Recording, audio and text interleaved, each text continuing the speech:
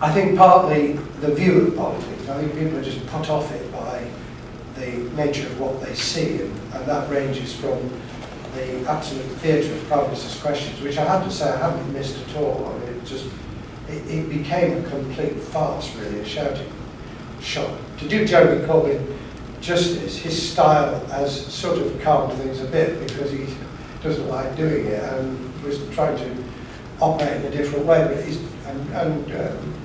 you know, Ed Miliband tried before. Very hard to change it, and it creates a terribly bad image. Secondly, that in doing our politics differently, we have to be much more open about when we can't change the world with a magic wand, and try and build confidence in that way. People think that if they don't promise the earth, or they don't present themselves as having absolute certainty, that people will mistrust them. I think they mistrust us a lot more when we pretend that we know it all, or that we've got all the solutions. I think it's better to be absolutely open to people. But I think fundamentally, we need to have much better political education, citizenship education in schools and colleges. We need to get across much more clearly the message, as I was trying to say earlier, that politics is about everything we do and not just what politicians do to us, and that we should have a say. And I was hoping that the referendum debate would be an opportunity to try and illustrate those issues about where does power lie, how do we counterweight it. When Facebook wanted to use people's private information, the upsurge of feeling by Facebook users pushed them back. That was political.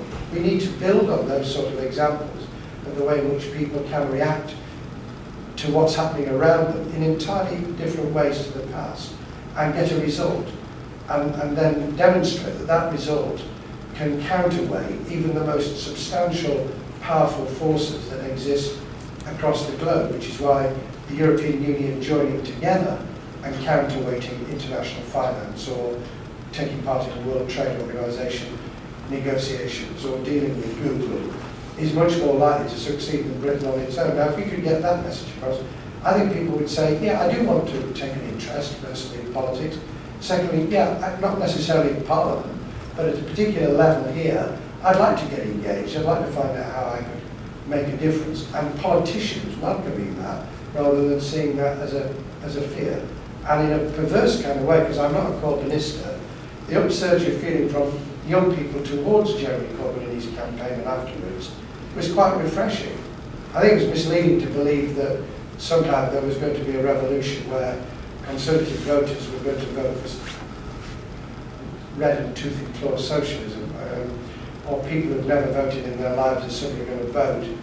And actually 92 out of the 800 lowest turnout constituencies are already Labour, so it wasn't going to actually change the world in the way that the Communists think. But it is very refreshing to find that someone actually had made a connection by just speaking in a different way.